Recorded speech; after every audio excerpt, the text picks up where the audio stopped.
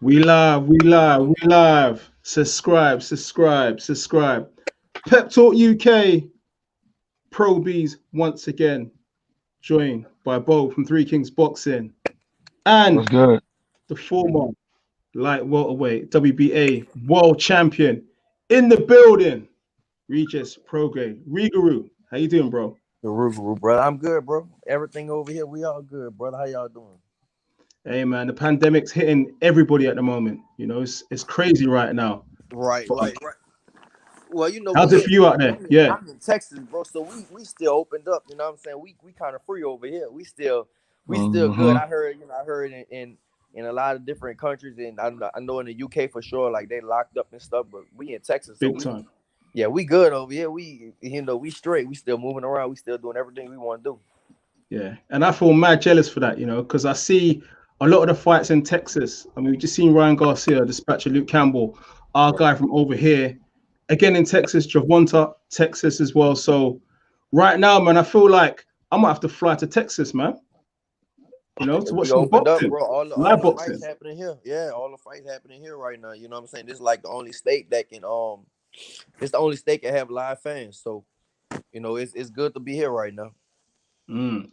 Talk to me about before we get into some of the viewers' questions on the live stream about last year. Last year, obviously, would you call it a transitional year? For me it was definitely for sure, I mean a lot changed with me, bro. I was after I won my belt, I end up doing the wrong thing. I made a lot of money. I end up moving to LA and having a lot of fun out there, living on vacation and shit. Then of course I came to the Yeah. UK and I fought Josh Taylor, which I still felt like I won the fight, but I lost. And so that was a bummer for me, of course. But it's just been a lot of up and downs, bro. And then my grandpa passed too last year, so in August, you know what I'm saying. So all that just it was just a lot, but it was everything. It's just I always keep a positive head, you know what I'm saying. So everything was just up and down, just like life is, you know what I'm saying. Just a up and down type of thing. That's all. Mm. Talk to me about your debut on PBC, spectacular debut. Right, How was right. it for you? Talk me through it.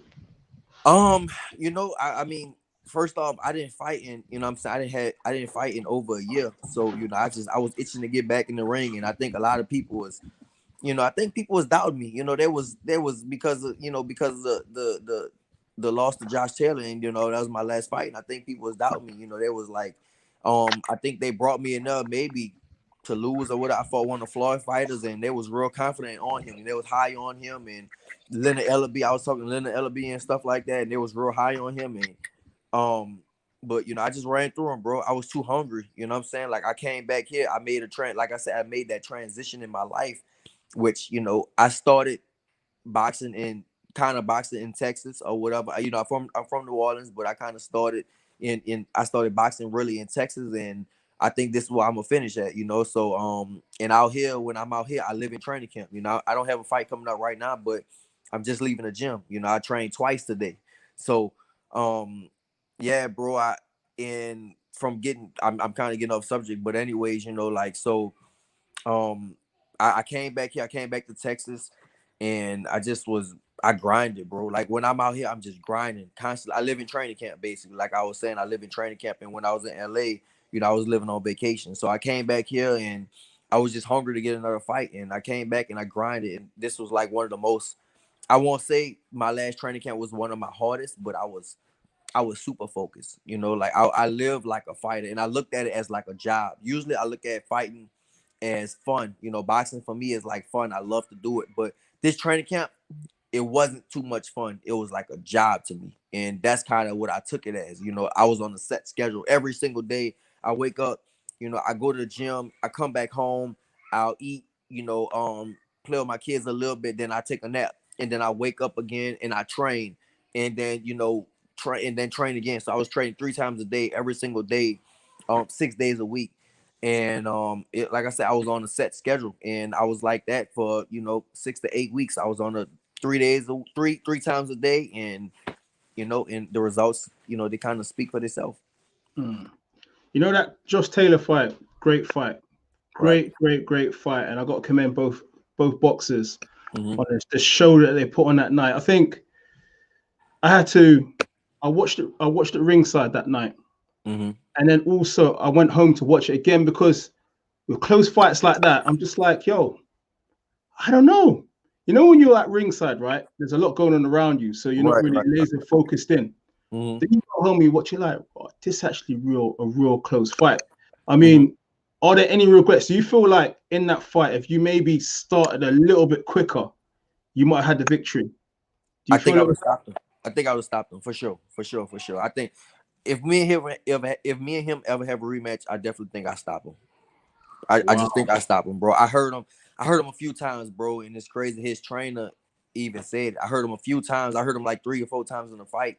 I just didn't finish up. That's all. I just didn't finish up on it. You know what I'm saying? But it was a very, very close fight.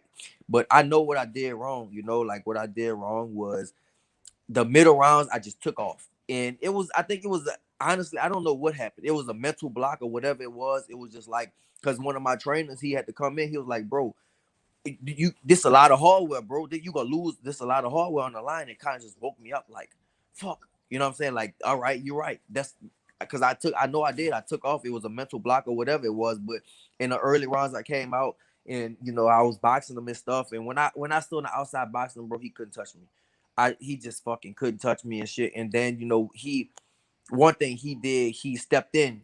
So I guess Shane, his trainer at the time, he told him step in, fight him in close, and that's what he did. And I thought I was gonna be more successful in inside or whatever, but he was more because what he did was he leaned on. He was taller, so he leaned on me, and then he'll bump me with his shoulder, and then he'll throw punches. You know what I'm saying? So I didn't catch on to that until later, basically. So I gave up those. Basically, I gave up those middle rounds or whatever. You know, but yeah, that was like his game plan. And another thing, me and my trainers and my daddy was talking about this. My daddy was more hurt over it than I was actually. He was like, man, they set us up in the UK and they did this and they did that. And I was like, listen, listen, bro. Right. Like Yeah. I don't think they set me up, but I knew before I went over there, I knew I wasn't going to get a decision. Like I knew that.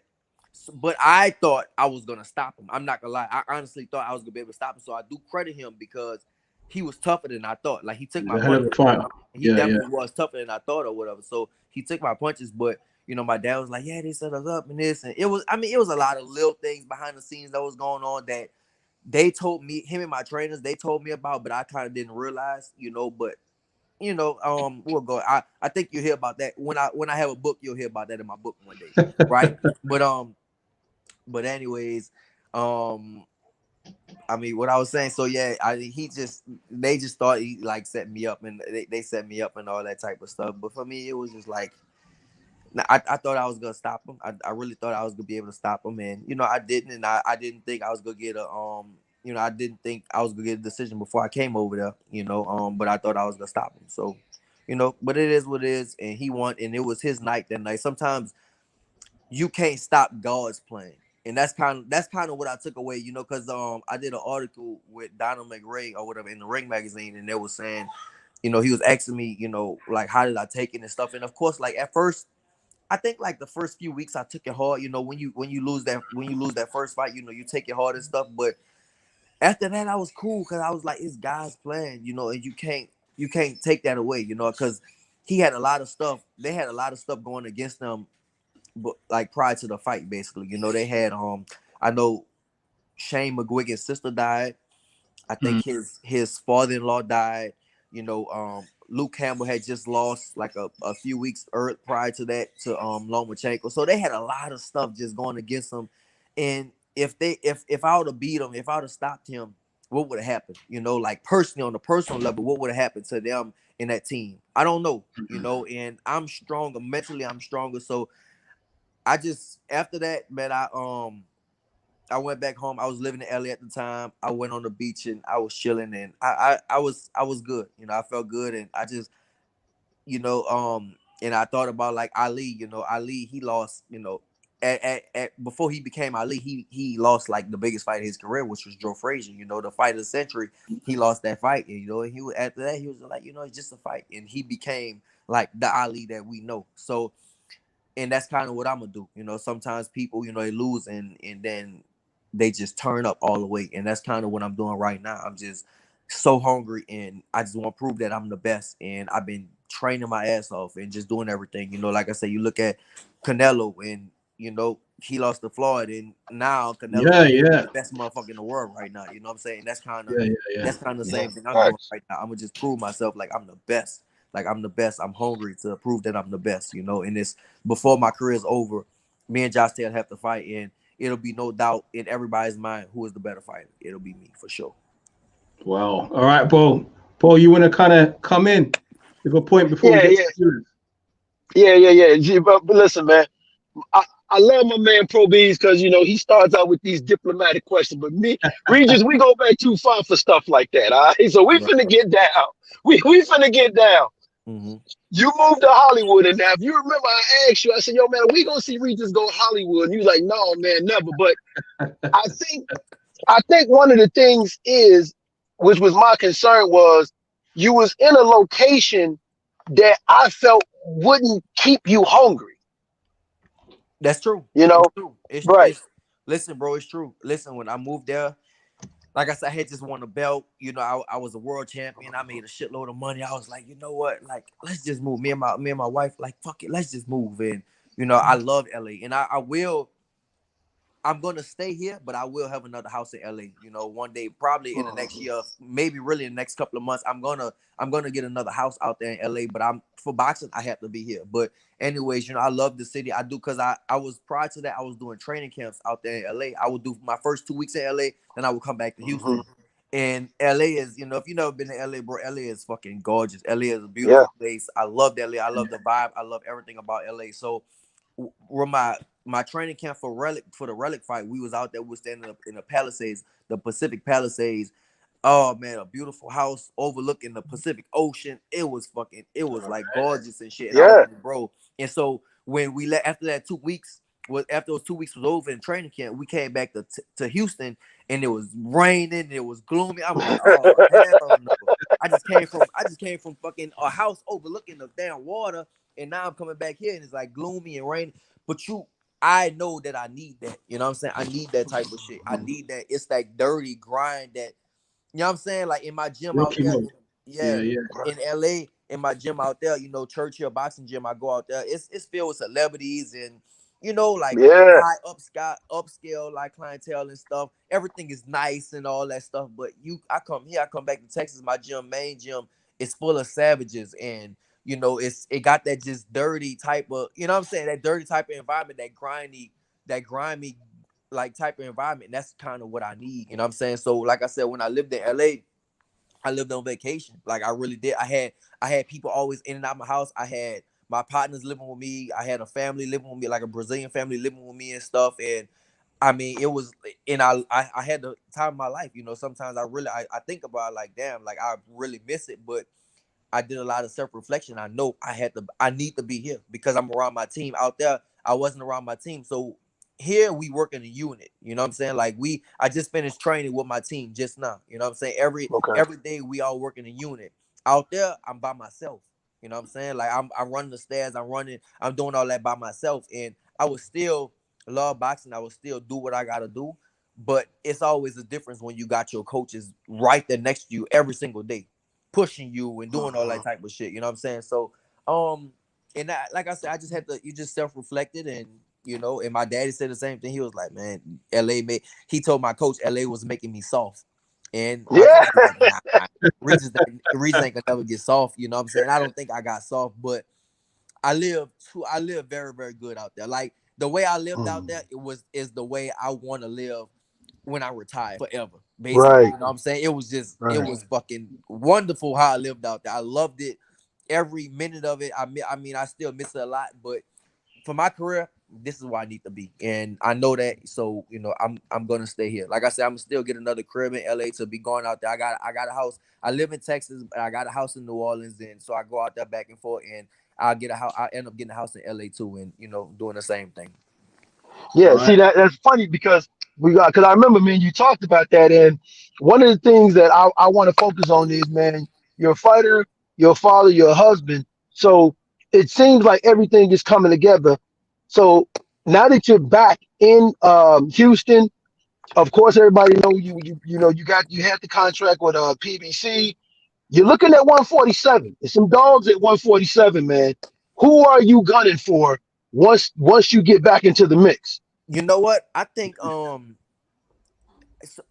me and Hooker got some beef. You know what I'm saying? He didn't want to All right. fight me and all that. You know what I'm saying? So I think There you go. that might be my first victim when I go to 147. You know what I'm saying? Like he wrote me after my fight. He was like, "Good shit. I'm still waiting on you." I ain't never replied to him because for me he irrelevant right now. You know what I'm saying? He didn't want to fight me, and he was like, "I'm just moving up to 147." He didn't want to fight me and shit. So I was like, I think me and him, but bro, I feel like I can take on all the top dogs. You know what I'm saying? Listen, and another fighter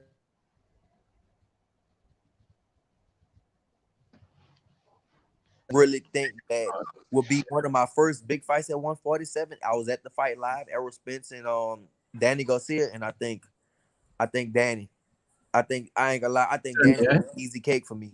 I, All right. I think he'll be easy cake for me. I'm not gonna lie. You know, if Danny looked shot, Errol looked all right. You know, I mean, I don't know about the car accident and all that, so I can't really comment on that because of all that stuff. But for me, Danny looked too hot.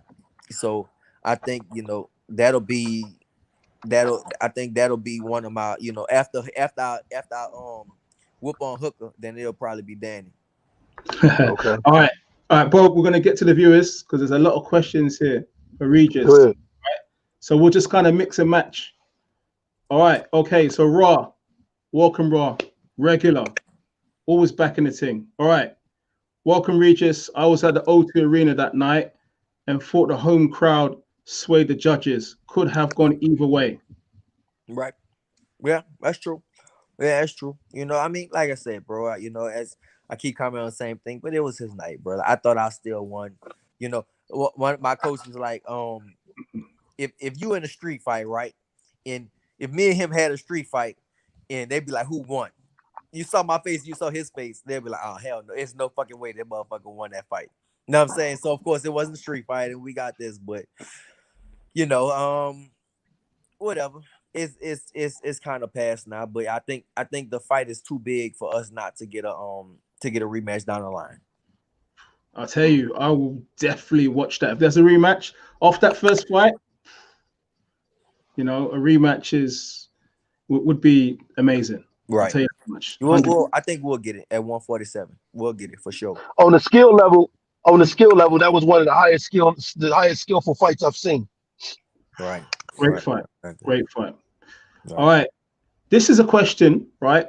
Again from Raw, which I was actually going to ask you. Adrien Broner needs an opponent for next month. Right. What's your diary saying? Listen, I don't think they're gonna give me a call. We know that they're not gonna give me a call right now. But I think me and Broner's gonna fight.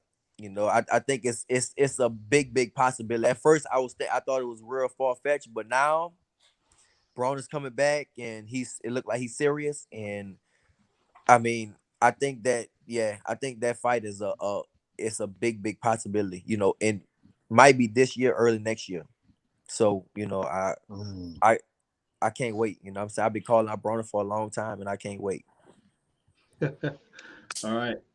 All right, guys, smash that like button. Regis Prograis in the building once more. But people forget Broner actually pissed you off. You did a video about that.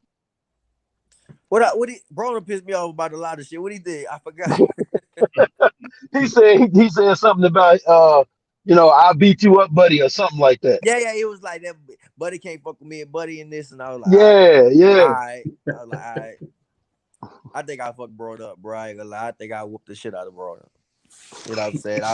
And look, it's good right now. Everybody falling for Broner. He's getting back into shape. He's doing this and he's doing that, bro. He's doing the regular shit. You know what I'm saying? Like he's doing the regular shit I've been doing for years. Like he said he got up, he was getting up and drinking every day and he's getting into shape and stuff, bro. I ain't have to do. I've been in shape. I've been doing the same shit for years. You know what I'm saying? So but it's good. The fans are falling for it. People are behind them again, and that's good. That's a real good thing.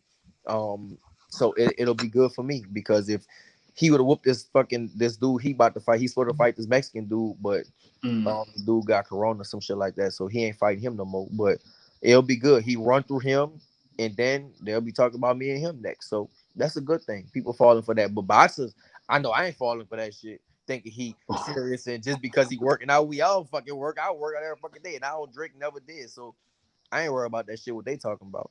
But it's good. It's good that people, you know what I'm saying, they starting to pay attention to him again. That's a good thing for me.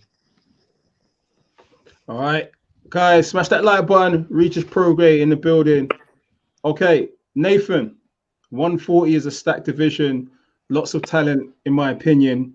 Would love to see Regis and Taylor rematch down the line. Both class fighters. Hey, public demand is there. Yeah, It's for sure. there, 100%. Yeah. It'll happen, bro. I really think it'll happen. You know what I'm saying? Unless something drastic happens in our lives or whatever. But I really think that, you know, that fight will happen one day down the line. Maybe we do it in Saudi Arabia or some shit like that. So it'll happen. It'll happen one day. We'll get it done. Is there any sort of resentment, you know, watching Josh Taylor potentially fight Ramirez this year in an undisputed fight? Do you feel like that should be you? I do think it should be me, but it's not resentment towards it. It's not resentment. I would probably go to that fight if they, you know, if they can have fans. I would go to that fight. You know, I want to see that fight. I want to see who to win. I think Josh Taylor will beat Ramirez. I think he'll beat Ramirez easy. Matter of fact, so it's not resentment towards it. I definitely think I should be fighting for the undisputed, but I don't think it's not resentment towards it. You know, it is what it is, and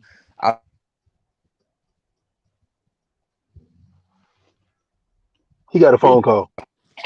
Oh, he's got a phone call. All right. Yeah. Somebody tries to call him. He goes out. He comes back in. Yeah. Oh, he's got a phone call. All right, guys. All right, Regis will be back. All right, he's back now. Mm-hmm. All right, that's Adrien Broner, right? Is that Broner? What? You carried Adrien Broner on your shoulder. Bro, that wasn't Broner calling me. That wasn't Broner. Al Heyman. All right. Nah. That was actually one here. The girl fucking crying. That was okay, no worries. All right, lawyers. Guys, smash that like button. Regis Prograis in the building. This is for the fans to talk to the box, ask your questions. All right. We just lost Regis. I'm still here. I'm texting right quick because it's had an important call. All right. Okay. We'll just wait for Regis to come back. Guys, line up your questions. All right, Bo, while we're waiting for Regis, I mean, that fight against Taylor, I mean, how did you score that fight? I actually, I thought that fight could have went either way. I had Regis winning, but I had a couple of rounds that I felt could have went either way. That fight, in my honest opinion, could have ended with a draw. You know, in my honest opinion, that fight could have ended with a draw, and that was a fight that was that close of a fight to where if it would have ended in a draw, I don't think people would have been upset. But you know, like Regis said, he just squeaked it out on my scorecard. But I could see where there's some rounds you probably would have gave it to Josh, and he would have won.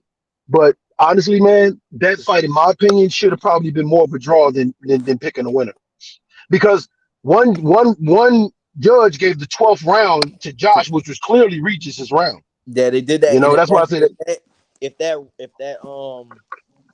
would have been if he would have scored it, it would have been it would have been a draw. But the it would have been a draw. World Boxing Super Series, you couldn't score a fight a draw. It had to go. You had to give it somebody had to win. So I mean, like, bro, it was a lot of shit that went on. One of the judges got changed up and all kinds of shit, bro. They scratched out one of the judges' names and put another judge in. It was all kinds of shit going on, bro. So I mean, at the end of the day, you can't complain about that. You just, you know what I'm saying? Right. It is, and that's how it go. Whatever. All right. Shaz in the building. Welcome, Shaz. Oh, okay. So the press conference when Derek Chisora went nuts with Regis and Josh Taylor was classic. Yeah, we were right there at that time. Right. And he says nobody wants to watch the fight. Did Del Boy say anything to Regis after that fight? Listen, bro. So with that shit, we number one and number two. We number one, number two. Listen, I should have known about that. It was my bad because I didn't do my homework on Derek Chisora before going into the thing. I didn't know how a fucking nut he was. Then I would have had some ammunition. So he went crazy, and I was like, bro, hold on, we number one and number two in the world. What you talking about? And then he said some shit, and I didn't hear him or whatever. And they thought I got punked or whatever. Nobody said nothing else. I'm the only fucking one saying some shit. I'm like, hold on, I'm the only one responding. Everybody quiet. Eddie quiet up there. Josh Taylor team quiet. I'm the only motherfucker in there that's willing to stand up for myself and say some shit. But at the end of the day, bro, no. So he was cool. I ran into him in Vegas for Tyson Fury and Wilder. Yeah, And yeah, he yeah. tapped me. He was like, "Remember me?" I was like, "Yeah, motherfucker, we was about to fight you. I remember your ass. You was about to fight. We was about to fight it. You trying to ruin my press card. We was about to fight and shit like that." But he was super cool, bro. You know what I'm saying? He was super cool. Yeah, bro. And like, what's up? Like, cause I didn't see him. He kind of, I think I was walking past him. He tapped me on my shoulder. Like, what's up, bro? Remember me? And I was like, yeah, motherfucker. You try to ruin my shit. Me and you was about to get into it. But he was cool, bro. He was real cool. Yeah, yeah, yeah. I think a lot of people just like they kind of say to themselves, "Look, it's just entertainment." Sometimes, you know, we call it banter, Right, just you know, right. to sell the fight, you know, make it interesting, and it did. It did. People watched that Yeah, press conference. A lot of people that made them watch also the fight after. So it clearly worked. You right. know. Exactly. Mm-hmm.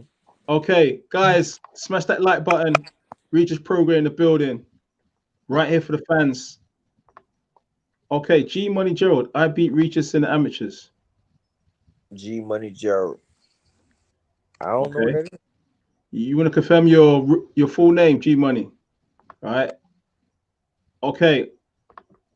All right. Raw again. You're on fire, mate, with the questions. How do you think you do against the so-called lightweight four kings when they inevitably move to 140? I think I fucked every Ah, last one of them up. okay. Which one's the easiest for you? Any last one, name them. Any last one of them. I think I fucked any last one of them up. You know what I'm saying? To be the man is for me Teofimo. That's the man to me. You know what I'm saying? I Okay. think that he's the man at 135 to beat. You know, you got Tank, you got Devin Haney and stuff, and all of them are good. Don't get me wrong. I guess they got the Four Kings, the little title and stuff like that. They good, but to beat a man, you got to beat the man, and I think that yeah, I think that Teofimo beat Loma, bro. And Loma's still in there. Loma's still, they got Four Kings, but Loma's still in there. You can say five. He's still in there too. You know what I'm saying? So yeah, bro. It's interesting. That's a very, very interesting division. But yeah, if they want to come up to 140, I'm here. Yeah. Okay. You Well, feel I like got you a reverse question. go on, bro. Yeah, go on. I got a reverse question. I'm sorry to jump in because he said the phone. I got a reverse question, man. So, what's up? Manny Pacquiao, Earl Spence, Sean Porter, Keith Thurman, and Bud Crawford. Who beat you? Who you beat, and who do you think you knock out? I'm going at all of them. Same shit. All of them. I think I fuck all them boys up too. You're not going. I don't hold my tongue, bro. You know what I'm saying? You know how I am. You know what I'm saying? Like Right. I'm not. I'm gonna give them more respect though. I'm not gonna lie, cause the 135 is they coming up, and I definitely I'm not. I think I'll fuck all them up. You know what I'm saying? So I think I'll beat all them, but the 147 division is fucking stacked. They good, bro. I don't know who the top dog is right now. It's between Errol. You still got Pacquiao out there. Errol, Pacquiao. It's a good division. It's a hot ass division, bro. But and everybody still kind of about Bud and Errol. You know what I'm saying? Everybody kind of still in. I don't know. At first, I'm not gonna lie. Listen, at first, I fought Errol in the amateurs twice, right? So at first, I was real high on Errol, and I was like, man, Errol run through Bud. And now it's just like I don't know. I'm not gonna lie. I don't know. Mm. Bud fucking looks good, bro. And I can't be a hater or nothing like that. I called him out and said I'm gonna fight him and all that shit one day. But bro, he been looking good, bro. You know what I'm saying? He been looking real fucking good. And people talking about, oh, if he get hit, then this gonna happen. But that's if. You know what I'm saying? You can say if all you want, but shit, he just fucked up Kell Brook worse than anybody ever did. You know what I'm saying? And Kell Brook is a good fighter. The only thing Bud got is the only thing Bud got going against him is just like he just don't got no opponents. He really can't prove himself. It's a sad position because he really can't prove himself how great he really is. He really needs that name, and it Mm. don't look like top ranking by everyone they want to do. And it's a sad ass story right now because it's fucked up. You know what I'm saying? If your promoter don't even want to put money behind you, that's a fucked up thing. You supposed to be the best in the world, but they can't sell them. You know what I'm saying? They just can't sell them. So Mm. it's a horrible situation. And I mean, I just hope he can get out of that and he can get the names that you know, he deserved, bro. I really think he, you know, he one of the top fighters in the world, if not the top. Well, yeah, the top 3 pound for pound for sure. Um, and yeah, bro, I just think that, you know, it's a sad position he in right now when your own promoter is like, I'm not putting money behind you. I'm losing money on you. You know what I'm saying? That's a fucked up place to be in. So we'll see. Wow. All right, guys. All right, we're gonna get to your questions right now. So thanks for being patient. All right. Okay. So Ivan Thomas, you have to have one of the best ring walks in boxing. Goosebumps on the Josh fight. What is the significance of the mask to you?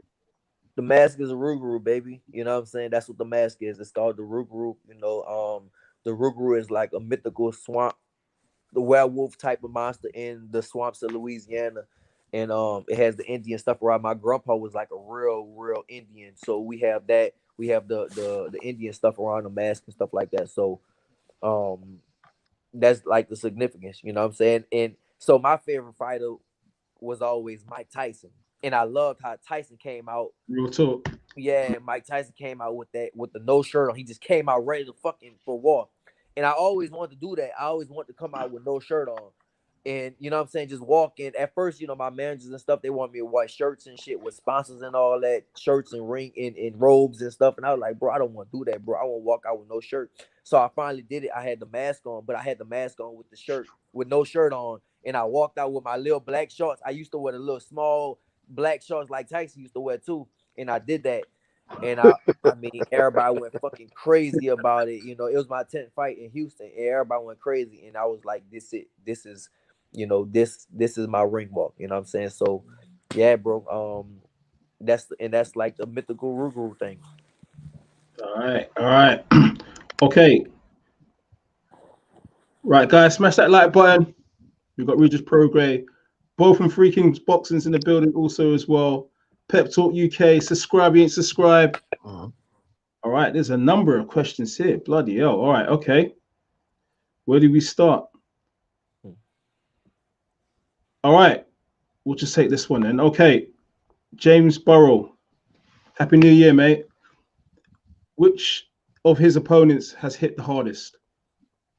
I don't know if y'all saw. So when Relic hit me after the bell, Good fighter.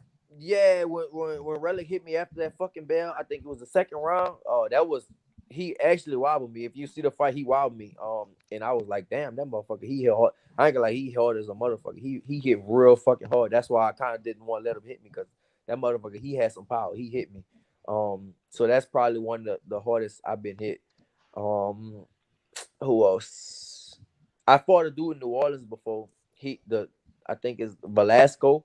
He hit pretty hard. His skill level wasn't there, but he kind of had some pop. He had some power and stuff like that. But yeah.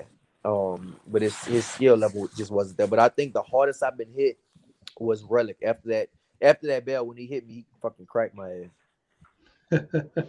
Hey, Bo, you want to shoot with a question before we get back to the viewers? Yeah, No. just real quick.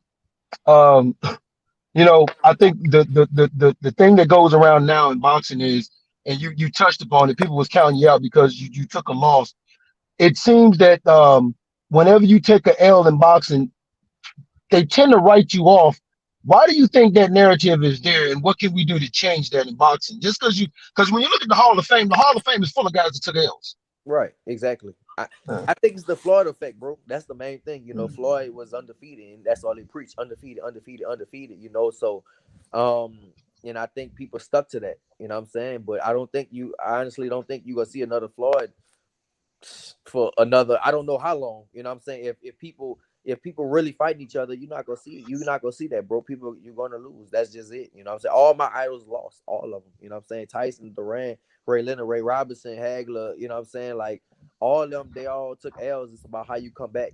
And Ali, like I said, Ali lost the biggest, at the time, the biggest fight of his life when he fought Joe Frazier in the fight of the century. You know what I'm saying? Then he came back and won two more times, and then came back and became the greatest. So I think that's how you market people now. The undefeated thing is how you can really market people. it's marketable, I guess, and you know, it's the Floyd effect, you know. So Floyd, he always preached that undefeated, undefeated, undefeated. So I think that's what kind of people is, you know, they taking and they running with that now these days. And what can we do to change that narrative in boxing now? How do we change that narrative? I mean, I think you just gotta have, like, I think you gotta have more fights. You know what I'm saying? Like, just keep putting the people back up. You know what I'm saying? Because I think, like, sometimes when people lose, the promoters or managers, they just don't put them back in there. You know what I'm saying? Like, put them back in there and keep them active. You know, you keep them active, then they'll be all right. But a lot of them, they just, I guess they be done with them too. You know, I think that's kind of what be happening to them. They kind of, maybe even the promoters and the managers don't even believe in them. You know, so I don't know, bro. That's a hard question to answer. You know, but I think you gotta just have them, just keep everybody more active. That's the thing. You know, just like the old days. You know what I'm saying? Like Henry Armstrong and Ray Robinson, they used to fight fucking 30 times a year or something like that. You know what I'm saying? So I think, of course, we not gonna get that, but we fight twice a year. You know what I'm saying? Fight twice, 3 times a year at the most. You fight 3 times a year. Of course, granted, we making way more money than them, but still, like, I don't know. I think I don't even know if we could fix that. You know, I think it just got to get. It's just the mindset of the people. How can you get that off of the mindset of the people? You know, so I don't know. All right. Okay, so Ishmael says Fury versus Joshua. Who you got? That's a good one, bro. But I got Fury. I think Fury is the best heavyweight in the world. Maybe a lot of people might disagree with me, but after he disposed the Wilder, bro, I was like, God damn, Fury's fucking. Yeah, I think Fury, but I think Fury. I think Fury. Yeah, I go Fury. What did you make of Wilder's allegations about Fury? Spike water, the gloves. You know, Yeah, yeah, I talk think about it was. it, Listen, bro, I think at first it was too many excuses. You know, like so I read a book about that. Like when you have somebody, right, an athlete, and they trained as hard as they can, they gave everything they had, everything they got in the gym for 6 to 8 weeks, and they go out and they lose. It's like you have to have some type of excuse why you lost. You know, it's just like you have to. It's a human thing. People be like, man, don't make excuses. Why you making excuse? You have to have an excuse why you lost. You can't. It's hard to be like, oh, this man beat me. This man he just beat me, and you gave every fucking thing you had, everything you got, you gave it in that fight in the gym, and somebody just destroyed you. And you have to, in your mind, you just have to feel like, damn, like it's a reason. You know, it's a reason. So I don't know. I mean, listen, with the costume, I think that was bullshit with the costume, with the spike water, with all that. That's bullshit. Now, the glove thing, I don't know. I can't say what I know. I definitely don't know about that. All I know is Wilder they said he went to the doctor. He had blunt force trauma to his side of his head. His skull was dented. yeah. And basically they saying you can't get that from a punch with a glove on. That's what they saying. Now about an egg weight, I don't believe an egg weight because you'll be fucking dead. You put an egg weight in your fucking glove. So he said if an egg weight was in his glove, and I don't think that happened, but I don't know. But to have blunt force trauma to the side of your head, to your head be dented, that sounds a little fishy. Now I'm not gonna say somebody cheated, not gonna say nobody cheated. I don't know, but that does sound a little fishy to have blunt force trauma. Fucking Tyson. George Foreman and Tyson didn't put blunt force trauma on somebody. You know what I'm saying? You talk about the hardest hitting motherfuckers in the history of the sport.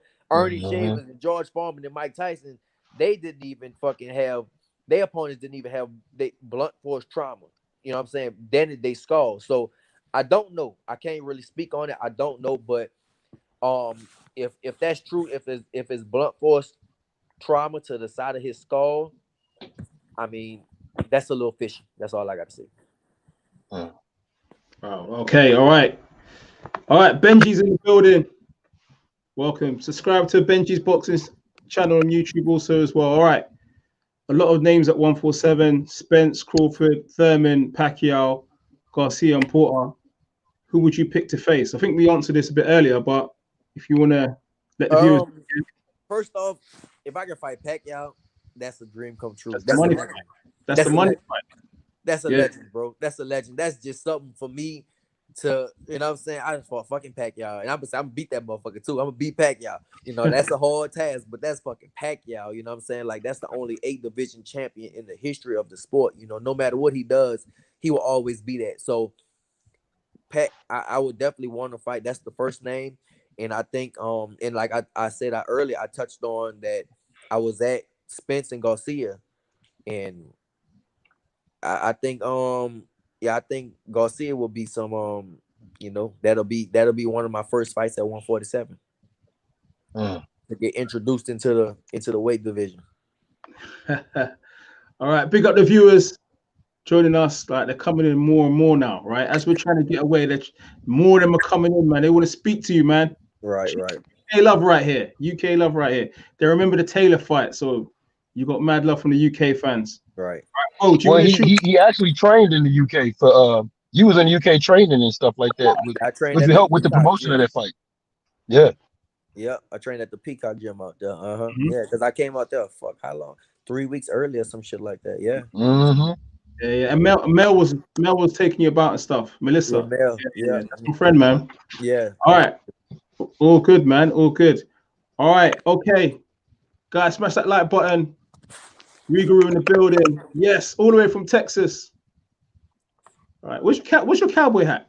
You got one? Oh, listen. Oh, hold on. Let me tell y'all something. Right? Just because we in Texas, that don't mean we all cowboys. You shouldn't have said that, man.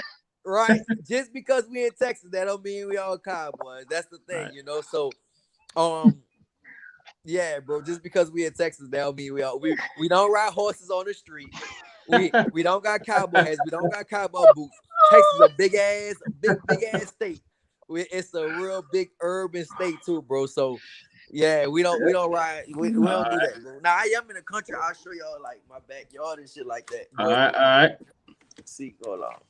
My backyard. Guys, shit, but this Texas, bro. So we ain't got no. We ain't got no.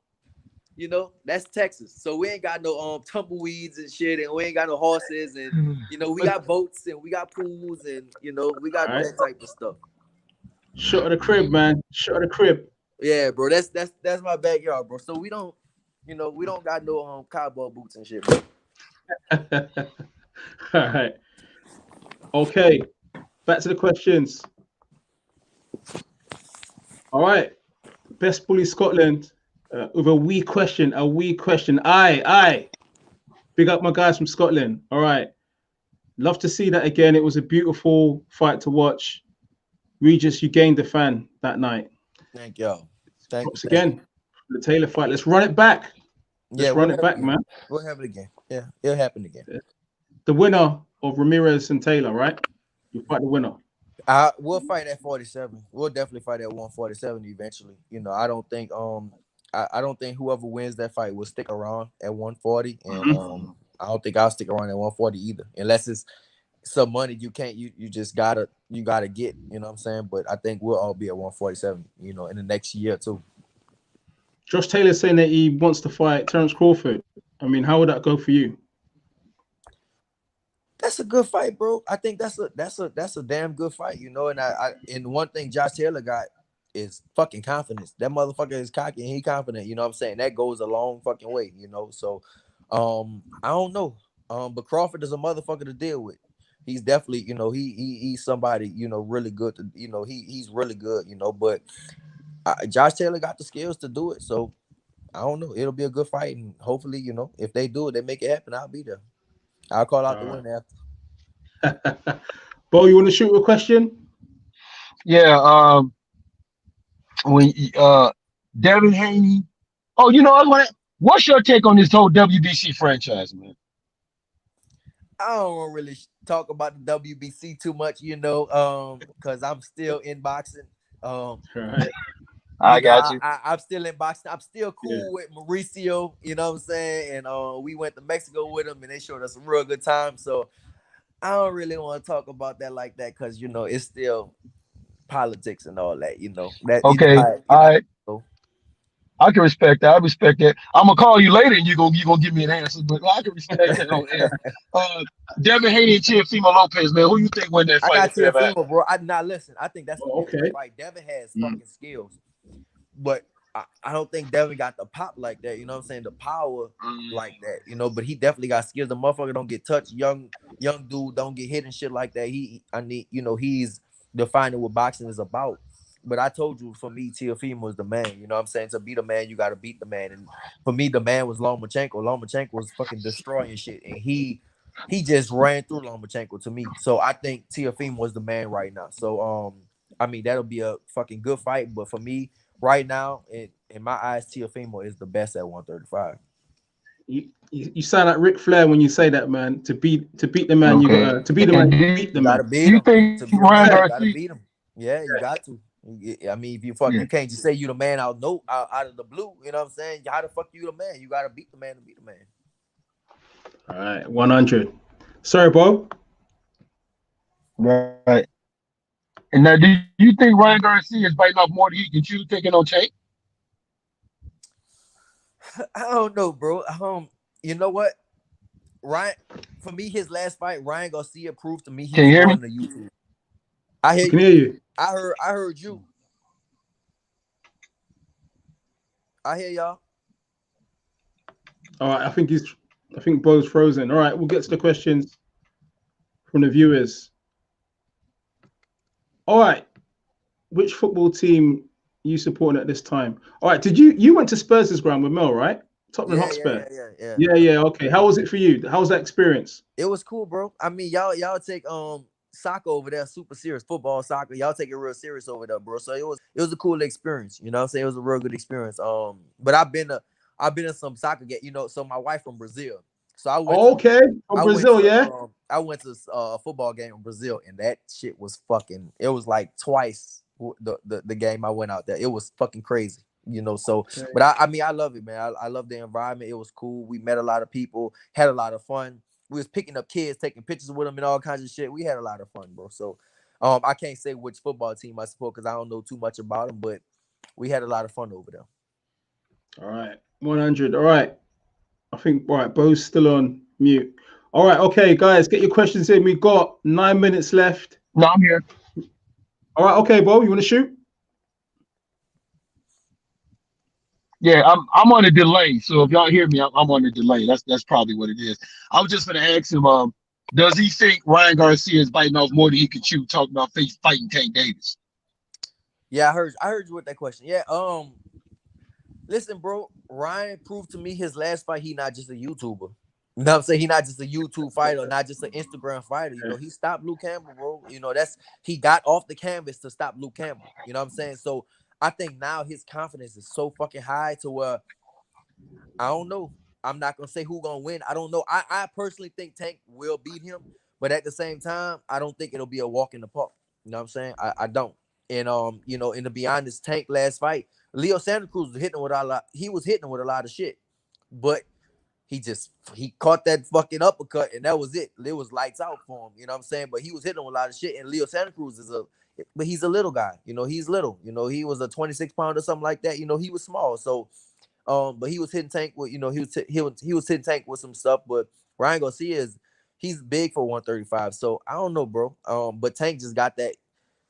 He got that melatonin in his fist. You know what I'm saying? So when he hit you with some shit, he gonna fuck you up.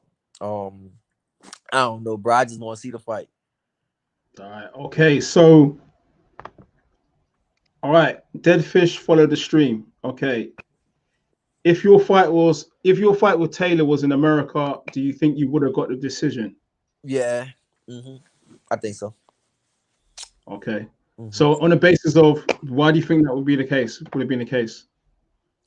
I think home advantage, just in general, home advantage. You know what I'm saying? Just being more comfortable. You know, the fans would have been for me. You know, a lot of fans it would have been so. It wouldn't have been so biased. You know what I'm saying? Like when I walked in that arena that night, it was, I think, if I'm not mistaken, 18,000, 20,000 fans, and it was about 10 people that was for me in there. You know, maybe 15 people that was for me in there. You know what I'm saying? So yeah. You know, like if I would have been in America, maybe I would have had. I don't think I would have had the whole crowd, but I definitely would have had more than 15 people, you know, rooting for me. You know what I'm saying? So it was just me and my family, and you know, and they kind of split us up and all kinds of shit like that. They they had my people, like usually my brothers and them, my brother, like my sister, my cousins, and my wife family, they be all ringside, right? So they put them way in the back. One of my trainers that be screaming in my ear that kind of wake me up, they put him all the way from the ring, you know. So they kind of split us up, you know. They split my team up and shit like that. So I think that, you know, if it would have been America, I think I would have got the decision, you know. But it'll happen. It'll happen again. We'll fight again. All right. Okay. All right. Will Stokes, guys, smash that like button. Subscribe if you ain't subscribed to Pep Talk UK. Regis Prograis in the building, all the way from Texas. For the UK fans, he's here for you, y'all. See that? I said that in an American accent. Yo, yeah, you got it. Y'all be tripping out there, man. Y'all be tripping. All right. Big up, Regis. Are you planning at staying at 140 or going back to 147 for the majority of your career? My money would be on you reclaiming the crown at 140 when the winner of Taylor versus Ramirez vacates. I think, I mean, it depends, you know. I think I'm gonna eventually go up to 147. You know what I'm saying? I think that's what's gonna eventually happen. If they vacate and leave the title,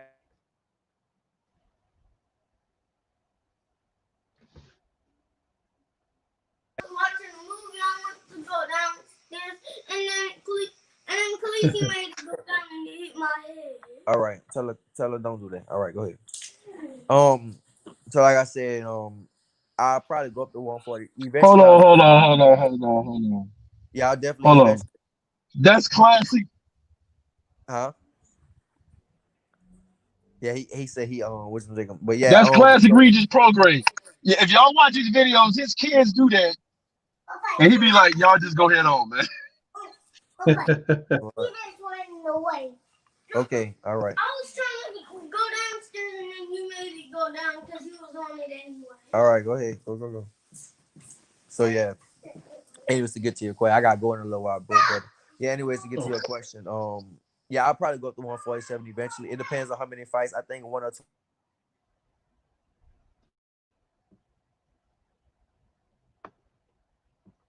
Y'all can still hear me, right? Because I'm getting a shitload of calls right now. My phone is Yeah. I'll tell you what. We'll ask one more right question. now. One more question from the fans, and then we'll just be out of here. All right. So, all right. Let's look for a nice juicy question.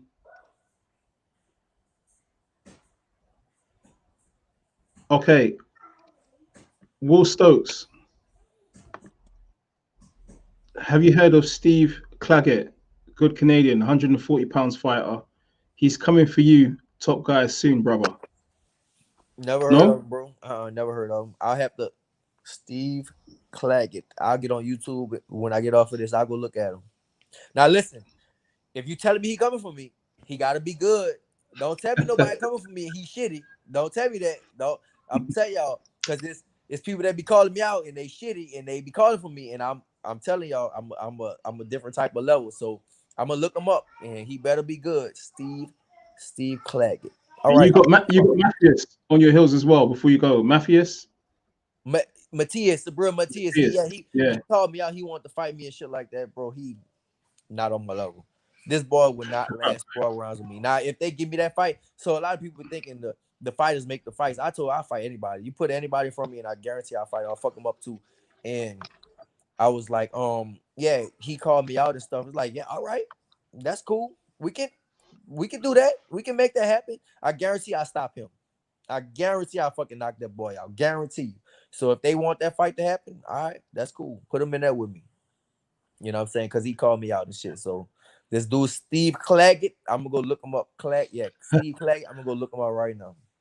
Just to kind of conclude, Amir Khan, would that be a good name if you ever moved up to 147?